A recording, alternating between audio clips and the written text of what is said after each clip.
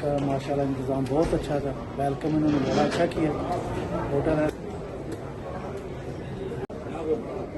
ये आप से है, सरगोदा से है, अंसार गोल्डन ट्यूलिप में आए हैं। माशाल्लाह बहुत अच्छा है यहाँ पे इंतज़ाम है, बहुत कॉपरेट कर रहे हैं हम लोग। और यहाँ से उतरे साथ ही मस्जिद नबी में पहुँच जाते हैं, बहुत मज़ा आ रहा है। मेरा नाम मोहम्मद अवैस है। हम यहाँ आए हैं, होटल बहुत अच्छा है, मैनेजमेंट बहुत अच्छी है, खाना बहुत अच्छा इन्होंने दिया है, बहुत मज़ा आ रहा है। आपकी सर्विस है और इस सारी चीज़ से हम खुश हैं। और हुकूमत पाकिस्तान का भी हम शुक्रिया अदा करते हैं कि वो भी अम्मा जी तो पसंद आया, टेस्ट अच्छा है, कोई नमक मरच सब बराबर, फ्रूट भी माशाल्लाह। बहुत शुक्रिया हाँ जी, बहुत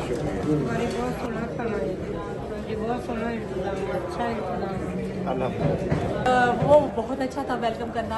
अभी होटल वगैरह भी सारा इंतजाम बहुत अच्छा था।